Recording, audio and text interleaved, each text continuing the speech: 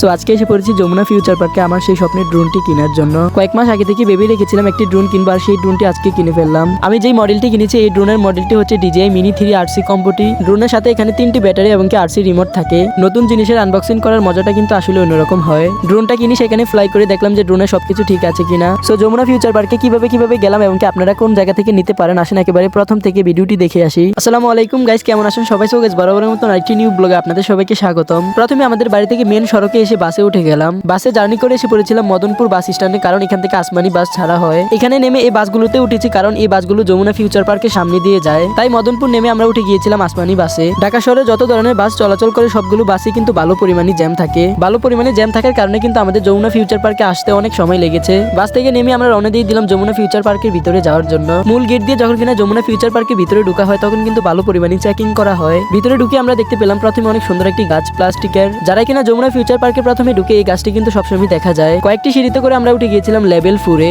আজকে আমি যে দোকান থেকে আমার এই ড্রোনটি কিনবো এই দোকানের সাথে কিন্তু আমি আগেই যোগাযোগ করে এসেছি, তাই ওনারা আমাকে এই ড্রোনটি অনেক কষ্ট করে ম্যানেজ করে দিয়েছে। বাংলাদেশে আরো কয়েকটি দোকানের সাথে আমি যোগাযোগ করেছি কিন্তু কোনো জায়গায় কিন্তু এই ড্রোনটি ছিল না। ক্যামেরা হাতে আসার পরে কিন্তু আমাকে অনেক কষ্ট করে ওনারা এই ড্রোনটি আমাকে ম্যানেজ করে দিয়েছে। দোকানের ভিতরে ঢুকে আমার ড্রোনটি আনবক্সিং করা শুরু করে দিলাম। DJI Mini 3 সাথে কিন্তু কোম্পানি থেকে অনেক সুন্দর একটি ব্যাগ দিয়ে দেয় ওনারা। এই ব্যাগের ভিতরে হচ্ছে ড্রোন রিমোট এবং কি ব্যাটারিগুলো দেওয়া হয়। প্রথমে ব্যাগ থেকে নিয়ে নিলাম RC কন্ট্রোলারটি, যেটা কিনা কম্বো প্যাকেজের সাথে এই RC কন্ট্রোলারটি থাকে। ডিসপ্লে সহ রিমোট থাকার কারণে কিন্তু এক্সট্রা কোনো মোবাইল লাগাতে হয় না এই রিমোটে। N1 রিমোটের সাথে কিন্তু মোবাইল অ্যাটাচ করে ড্রোন উড়াতে হয়, আর RC রিমোট থাকার কারণে কিন্তু কোনো মোবাইল লাগাতে হয় না, তাই ডিস্টেন্সও ভালো পাওয়া যায়। তারপরে ব্যাগ থেকে নিয়ে আনবক্সিং করা শুরু করে দিলাম। কম্বো প্যাকেজের সাথে 3টি ব্যাটারি, 2টি ব্যাটারি বক্সের সাথে দেওয়া হয়েছে আর একটি ব্যাটারি কিন্তু ড্রোনে লাগানো আছে। ব্যাটারিগুলো আনবক্সিং করার পরে তারপরে শুরু করে দিলাম আমার সেই কাঙ্ক্ষিত ড্রোনটি আনবক্সিং করার জন্য।